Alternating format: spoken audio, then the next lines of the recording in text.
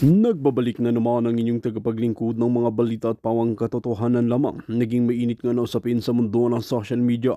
Talaga naman hindi nga makakawala itong sikuting ng morte na ito dahil sasampahan nga ng Korte Suprema ng homicide. Matapos nga ang kanyang kritikal na ginawa sa kanyang tauhan matapos na itong magwala sa kanyang kampo. Dito nga natin makikita na talagang mas lalong nanggalaiti ang maraming netizen na talagang hindi pa ito pinalabas sa mga telebisyon, sa mga bias mainstream media dahil talagang ang gusto ng taong bayan ay isiwalat ang katotohanan kung ano nga ba talaga ang ginawa ni Kuting ng Norte sa kanyang tauhan na talagang muntikan niya pa itong ikinamatay. Dito natin mapapansin na talagang dahil nga talaga sa mga pinagbabawal na pulburon ay kahit ano-ano na ang ginagawa ni Kuting ng Norte.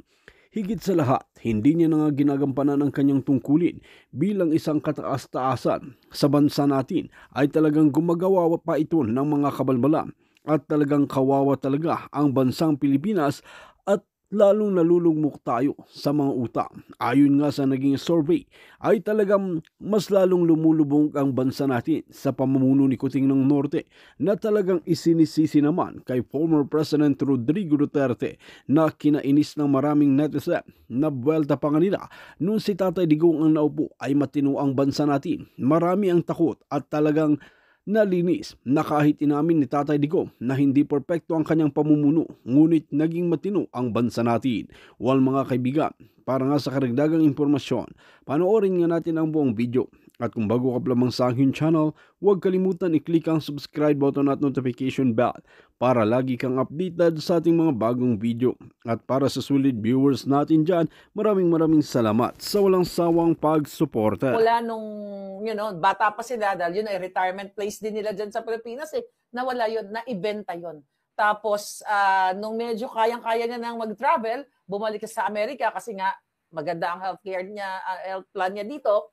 Sa kasamang palad, in like a month or two, nabawian na rin siya ng buhay. So yun yung lesson. Nakita mo, pag sa Pilipinas ka magkasakit, yung pinaghirapan mo, like your mom, no, your honor, talagang mawawala yun. Kasi hindi pina-prioritize ng government yung health program ng ating mga mamamayang Pilipino. Yes, mga speakers. Alam mo, totoo yan sinabi mo, ha? Yung nanay ko, hindi mahirap yun eh. Bordering on mayaman. Pero nung namatay siya on the exact same day na zero balance siya sa kanyang bangko. Kaya hanggang ngayon nalulungkot ako kasi parang minabuti na ng nanay ko na mamatay kaysa maging pasanin ko. Sabi ko naman, hindi ko naman taturingin na pasanin siya. No? Dahil after all, inalagaan naman niya ako ng napakatagal din. No? Pero yan po talaga ang kwento. Maski yung mga mayayaman, nalilimas, nauubos ang lahat ng pera nila sa mahal ng healthcare dyan sa ating bayan. Totoo yes. yan.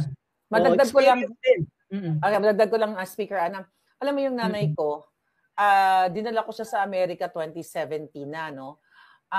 Hindi yun pumupunta ng ospital. Bakit? Kahit may konting iniinda yun, tampol-tampol. Yung alam mo yung sa atin, yung dahon-dahon lang, spokes pag may mga naramdaman. As in, dahon-dahon lang, ganyan-ganyan. Yung mga pito-pito, mga ganyan yung nanay ko. Hindi pumupunta sa ospital kasi walang pera eh. Natatakot siya, ganyan-ganyan. Di, okay na ako. Pero ang pagpunta dito ng Amerika, ayun, addictus na siya sa pagpa-check up. At least addictus hospitalis. Hindi addictus na iba. Yes. Oo, kasi tatawag lang siya sa Access. Nakakatawa yung mother ko. Tatawag lang siya, huwag yun na kaming problemahin. Tatawag lang ako sa Access, makakapunta na ako sa gusto kong puntahan. So yun yung difference nandito sa labas ng bansa. Diyan, like yung mom mo, your honor, is working, di ba? Pero grabe, yung kumbaga sabi mo nga, kailangan yung kinikita niya, i-reserve lang niya sa pagkain para makatawid sa pang-araw-araw na buhay. Hindi yan ang quality living na pinapangarap ng Pilipino. Dapat meron kayong time din to travel, di ba? Kahit man lang local travel, wala na eh. Wala na eh. Doon sa survey ng sa SWS, 63%. Mantayin mo, 6 sa 10 Pilipino, gutom. So huwag na natin pag-isipan pa yung self-rated poverty yun, ha? Punta ng bakasyon. 6 out of 10 gutom. That's true. Yeah, your honor. Meow. Thank you so much. Meow. Salamat, your honor, ha? Maraming salamat. See you sa Monday dito rin yes, online. go ahead. May gusto pa rin sabihin si your honor. So sa mga may hawak ng budget, sana wag nyo lang payamanin yung sarili nyo. Payabungin nyo and payamanin nyo yung mga Pilipino, bawat Pilipino, bigyan nyo sila ng dignidad na mabuhay sa Pilipinas kahit nasa third world country po tayo. True. Wag lang yung makasarili. Yes. Hi, Tambi. Thank you, Malangga. Thank you so much. Thank you so much. Thank you. Napakaganda ng ating diskurso ngayon, ano? At talaga naman ang ating Kongreso ng Bayan. Kaya po sa lahat ng mga gustong sumali sa ating pagpupulo ngayon, mga Your Honors, andyan po ang ating link sa ating Boljakan Facebook page. Oo, at saka may susunod na. I-recognize natin ang susunod nating Your Honor. Please, you have the floor po. Ayan. Your Honor. Your Honor. Ikaw sa ba yung Kongreso ng sumasayaw sa Bayan. TikTok? Kamukha mo yung sumasayaw sa TikTok. Your Honor. Wala si Your Honor. Ayan, nawala. Wait lang. Ay, nabago tuloy si Nabago. Yes, Your Honor. Go ahead. Your Honor. Mas mabuti ba ang buhay mo sa bagong Pilipinas? Nasa Pilipinas po ba kayo, Your Honor? Po, nasa District 1 po. Sa District 1 po ng Leyte. District Leyte. 1. Okay. Tinanggal ang Opo. inyong ang inyong kandidato sa Kandidato. yes, si Nene. Disqualified daw. Na-disqualify yung nene na kandidato na kalaban sana ni Tambi. Tamba. Mm-mm. Nako, na-freeze na si Your Honor. Please. Oo. Walang kinalaman kaya si Tambi dyan. For sure si Tambi dyan. Oo. Na-freeze din siya. Yung isa, yung kamukha. Yan. Oo. Ayan, Your Ayan, Honor. Sabi Nagbabalik ko, yung isa. sino ba yung yung nagti-TikTok kamukha niya, yung sumasayaw ng malaki katawan? Sino ba yun? Magandang araw. Magandang araw. Po. Spokeswoki si Mark ito, Premius sa Israel. Yes, Mark. Hello, kamusta na? O ano ba, mas mabuti ba ang buhay ng mga kamag-anak mo at mahal sa buhay sa Pilipinas, sa bagong Pilipinas?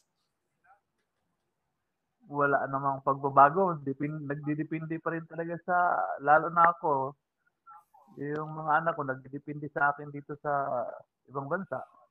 Saan bansa ka palangga? Your Honor. Nasa Israel po ako, ma'am. Israel. Israel. Okay. Parang nakita na tayo, di ba? Nakita na tayo. Oo. Pagpunta Oo. ni Tatay Digong, no? Pangulong Oo. Duterte dito sa Israel. Tapos lagi tayo nagsusum meeting, di ba? Correct, correct. Kaya familiar. Oo. Yung una ng maisum sa Israel, ikaw yung guest speaker. Correct. Oo, tama. So, anong masasabi mo? Anong dapat gawin natin Your para Honor, mabago naman ang buhay sa Pilipinas?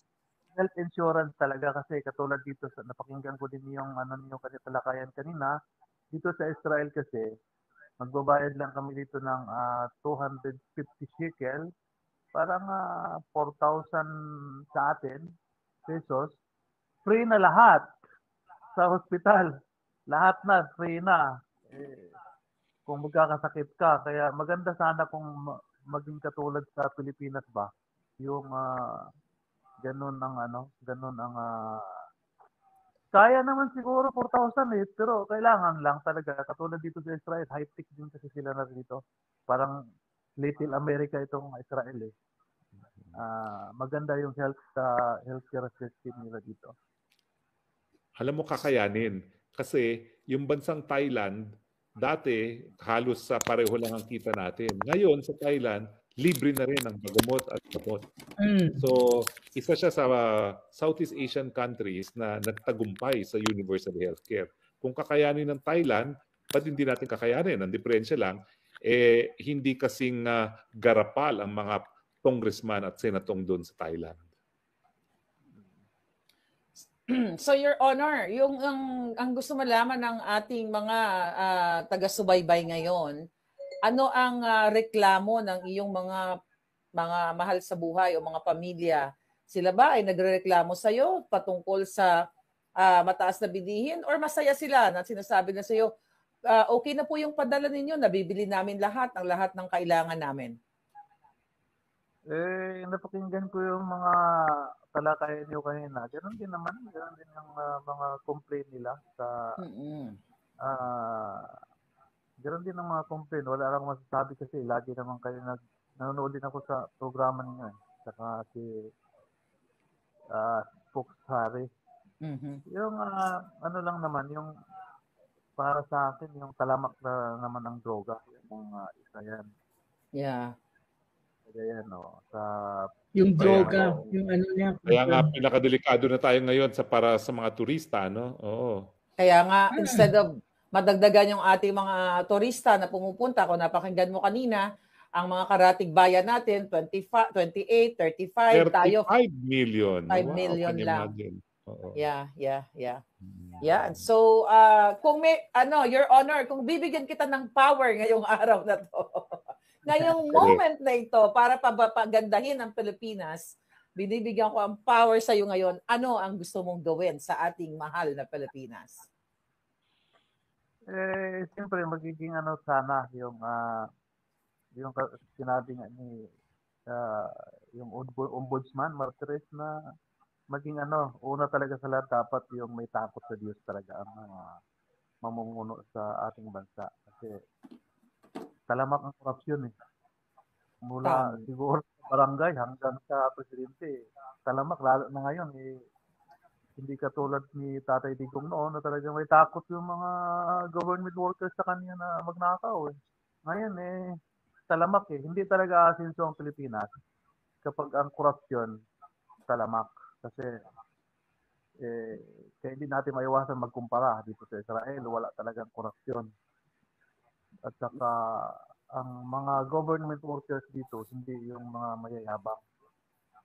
Pantay-pantay lahat eh. Parang kahit na ultimo ka lang dito, pwede mo pagalitan yung nandiyan dyan sa taas. Kasi kapag nagkakamali. Saka hindi sila gumagamit ng power na para anuhin yung citizen nila, yung apihin.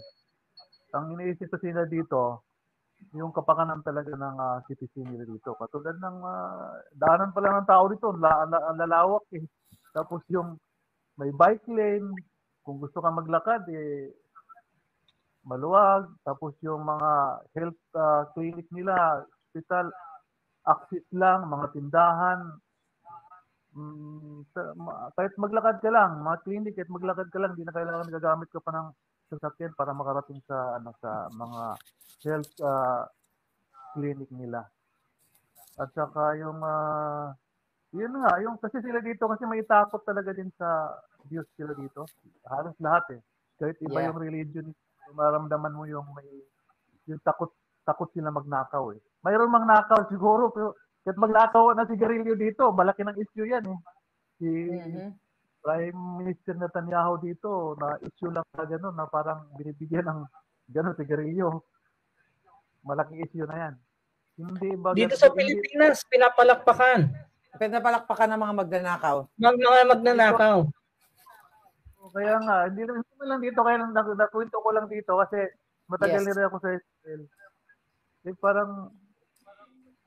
Parang ayaw mo na umuwi kasi dito kasi kahit na yung mga kababayan natin na walang visa dito, walang undocumented, may mga insurance eh. Pinapayagan nilang kumukuha ng insurance eh. Kaya, Your Honor, hayahay ang buhay, ika nga. Hayahay. Kaya, kahit pa paano. Parang katulad din sa inyo dyan sa Amerika, hayahay. Parang kasi suportado ng mga siyang Israel sa Amerika. Yan, with that, thank you so much, Your Honor. At pagpalain ka pa. Salamat, Your Honor. At gusto ko lang mag-comment doon sa sinasabi mo na dapat may takot sa Diyos. Kahit kailan, Your Honor, mga speakers, ang mga demonyong katulad sa nasa Malacanang, walang takot din sa Diyos. Kaya ating mga palangga, nasa tao ang gawa, nasa Diyos ang awa. Awa. Kaya naman, nagsama-sama tayong pagpatuloy lang itong pag-speak up natin. Itong ating pagpupulong ng bayan. Your Honor, maraming salamat. Maraming salamat. Thank you. Fight. Thank you, Mark. See you again. Okay. May susunod pa ulit tayo na ayan. Sir, Your Honor. Your Honor, nawala ka kanina. Your Honor, magandang gabi. Magandang gabi po.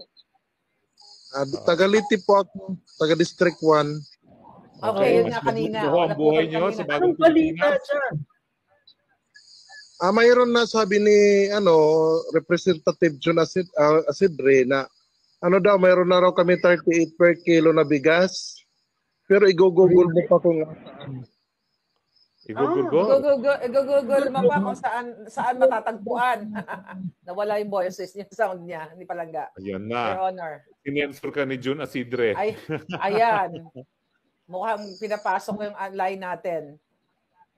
puro budol-budol yung andito sa amin sa District 1 sa Leyte. Oh. Ano Ano yung masasabi sitwasyon mo niya? na disqualify yung kalaban ni Tambaloslos? Sobrang disappointed po kami kasi sabi namin kahit walang pera talaga todo support kami kay Ma'am Nini. Kasi mga mga leaders po kami ng KPLOI. Mga KP leaders po kami. PPLOI. Ano yon? Po kami yung Kilusan Pagbabago. I see. Yeah. Kaya sabi ko, todo support sana kami. Kaso nga lang na-disqualified po yung kandidato namin. Paano na to? Dapat sana matanggal na yan sa Congress Martin Romualdez. Pero ngayon parang sinasabotahin nila para magtuloy-tuloy yung mga plano nilang hindi magaganda talaga. Kasi wala na siyang kalaban. Walang kalaban, unopposed kasi disqualified. Imagine daw, tama ba? Ang sabi sa akin, 4 na kumakandidato dapat na kalaban, tapos ngayon wala na lahat. Isa na lang siya na parang unopposed nga daw. Yung iba kasi na kandidato, sa tribe, parang nuisance lang talaga yun. Yung talaga na kakalaban sana, yung si Ma'am Nini, yung sana yung sana yung susuportahan namin. Tapos ngayon yung nangyari, yun na-disqualified. Sobrang sakit sa kasi nag-effort na kami, lahat-lahat. Si Ma'am Nini din, gumastos na din. Talagang napakasakit na yung pinaglalaban natin, nabudol na naman. Yung pinaglalaban natin. Gusto kasi sana namin na mapalitan na yan para hindi na yan mamayagpag yung mayabang na Tambaloslos na yan. Yes. Nakakatikim ba kayo ng Biyernes kay Tambaloslos? Ang congressman mo, si Tambaloslos mismo. Yes. Congressman. Yun po yung congressman namin sa District 1. Oo nga, pero nakakatikim ba kayo ng Biyernes? Nakakakita ba kayo ng pag-unlad sa District 1?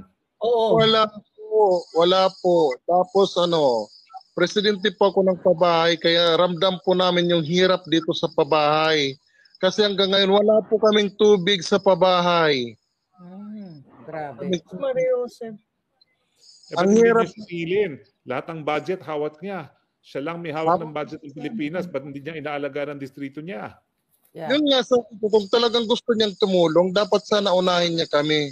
Kasi kami, yung yung mga nasa pabahay, kung talagang gusto niyang tumulong, wag mo na siya pumunta sa ibang lugar. Doon muna sa distrito niya, unahin niya kami. Kung talagang desidido siyang tumulong. Pero wala. Pira-pira lang yan. Gusto nila magpayaman lang. Wala talaga. Gusto kong ipabot sa buong bansa. Kung baga, i-rate ko yan si Tambaloslos ng 1 to 10. Yung ibibigay ko sa kanyang grado 0. 0. Yeah. 0. Ayan, coming mismo. Maliwanag mga kabansa at mga taga Leyte, mga Waray. Waray ako from Samar pero marami akong kamag-anak sa Leyte. 0 daw from Leyte to, from District 1 si Your Honor Ano kaya ang kinatatakot ni Tambaloslos? Speaker siya, ang dami niyang pera. Bakit ayaw pa niya ng kalaban? Talaga bang hindi na niya makukuha ang boto ng mga taga Leyte? Oo, may kalaban siya.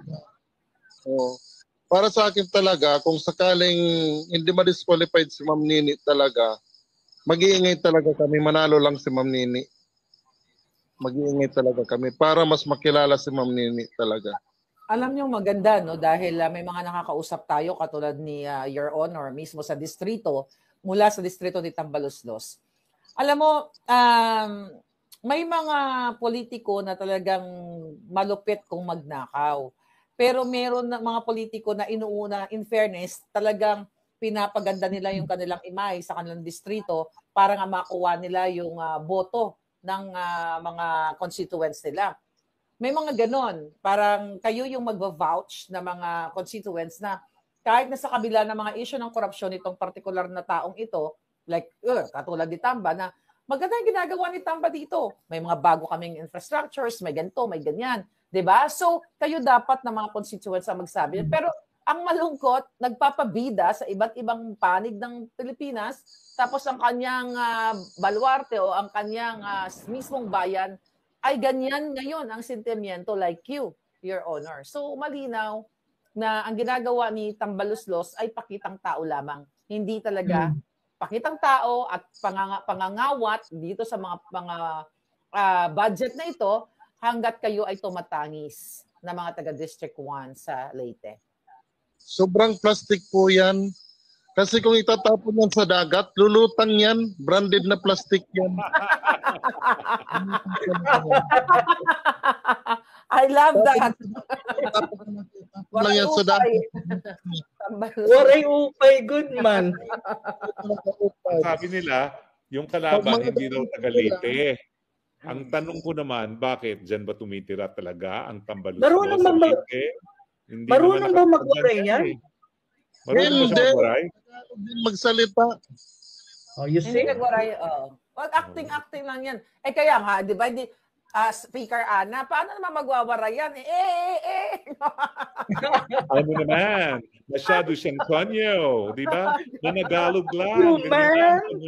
Niya, di ba? Anyway, yeah.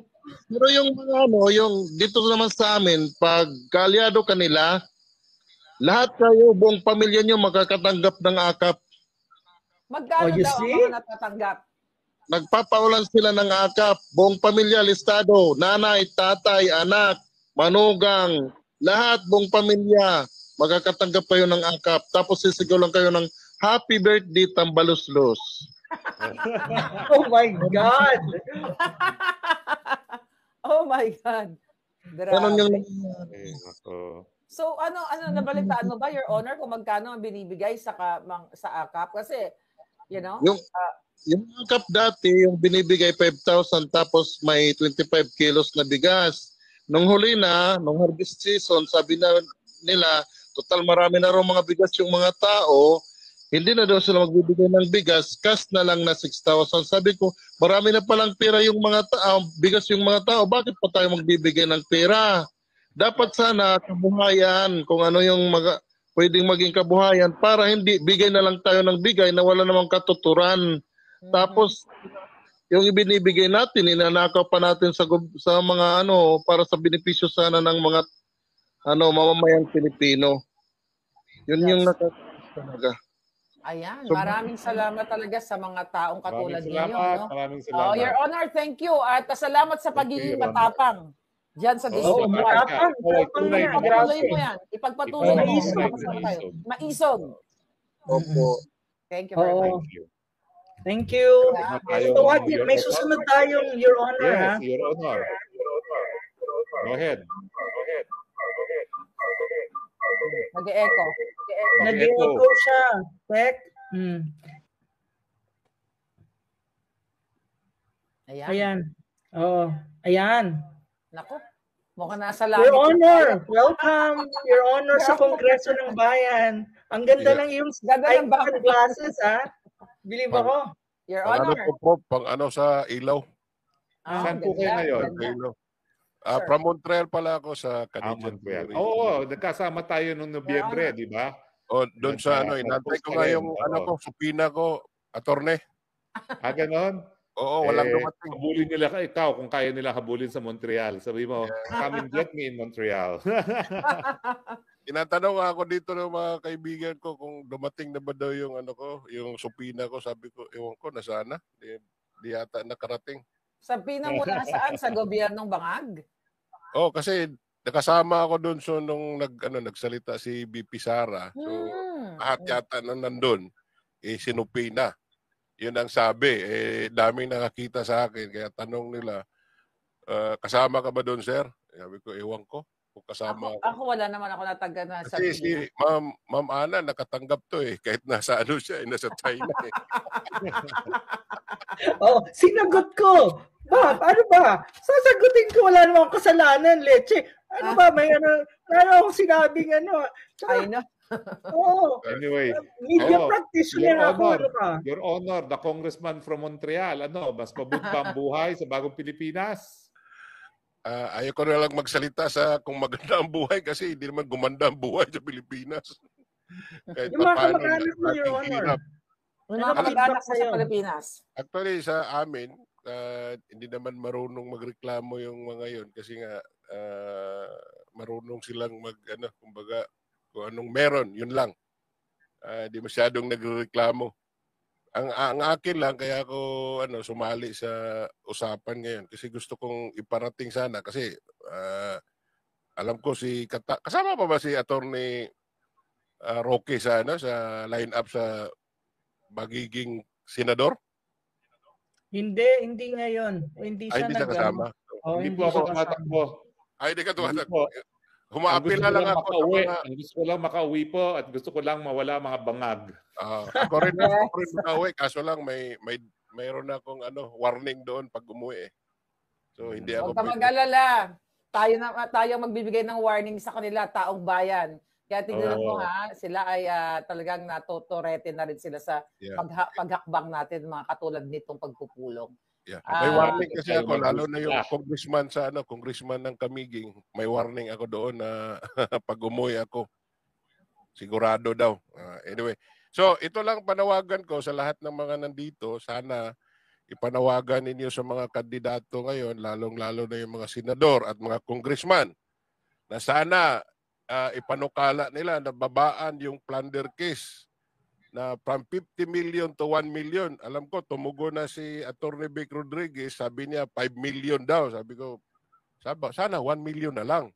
Kasi bakit 5 million pa? So, nabanggit ko na rin yan dati. Yan yung isa sa mga panawagan ko. Sana yung plunder case babaan from 50 million to 1 million. At pangalawa, sabihin na rin ninyo sa mga senador na tumatakbo at congressman na yung panawagan lagi, galing to kay Sas Rugando, sabi niya, hindi niyo pera yan. No, dapat papirmahin natin sila na pag sila nanalo, kailangan yung liquidation nila with resibo, hindi na liquidation with ano na yun, ang tawag nun? Certification lang, pipirma lang po yan. Ako, naging kongresista ako, I certify that the foregoing funds were spent for a public purpose. Mantakin nyo 30 million kada congressman ngayong taon. Ganun lang ang kanilang pinirmahan. I certify that the funds were spent for a public purpose. Yeah. Kaya kayong mga nandyan na nakikinig, nanonood, sana sabihin ninyo sa mga congressman ninyo na pumirma sila na pag nanalo sila, kailangan pag nag-liquidate sila with resibo, hindi certification. Pag hindi pumirma, wag na iboto yung iba. Kaso lang sa Leyte, nanay ko from Leyte, from Burawin, Leyte. Kaso lang, iba ang congressman doon. Hindi si Tambalaslos, pero nagtataka nga ako bakit na-disqualified. Ang sabi, hindi daw rehistrado. Nakakapagtaka, di ba? So, ibig sabihin, pareho lang sila kasi hindi naman sila parehong taga Leyte. Yeah. Yun na ba, nakakapagtaka. Tambalaslos, taga Forbes Park yan. McKinley, although maraming bahay yan, 7 atang bahay niyan sa Forbes Park. Diba? So really? Pabor-pabor. Yeah. Pabor-pabor talaga. So actually yan lang. Tapos pangatlo, dapat din ipakita nila yung SALI nila para makita natin kung gaano na sila kayaman o gaano sila kahirap. Kasi ako talaga, public service para sa akin is hindi yan negosyo. Pag public service, pag yumaman ka sa public service, ibig sabihin, nagnakaw ka. Maliban na lang kung you are practicing as an attorney, like the Attorney Roque, wala tayong magagawa doon. Private ang kanyang dealing most of his life. Pero yung papasok ka sa politiko, tapos ganito lang yung kayamanan mo, tapos pagdating ng, kagaya nga sabi ni Tatay Digong, pagpasok ang relo siko. Nung lumabas, ano na relo? Patek Philippe. Patek Philippe, Rolex. Ano ba pinakamahal ngayon? Oh, di ba? Patek Philippe. Ano yun pa, yung Edward Mueller. Okay, biruin mo yan, yung mga ganyan na relo. Oh, so, ibig sabihin lang, nagnakaw. So, doon pa lang sa ano ko, na pag hindi pumayag, ibig sabihin, may ano yan, may planong magnakaw. Kasi bakit ayaw niya? Di ba? So, yung planter na lang talaga. Kasi pag ayaw nila babaan yan, so ibig sabihin talaga, may planong magnakaw. Kasi, biruin mo, bago kasuhan ng plunder, 50 million muna. Ano ba yan? Sabi ko nga, sino ba nakaisip ng batas na yan? Bakit naisahan yata ang mga Pilipino? Kasi biruin mo, naipasa 50 million. Bago ka kita kasuhan, magnakaw ko muna ng 50 million. Makukul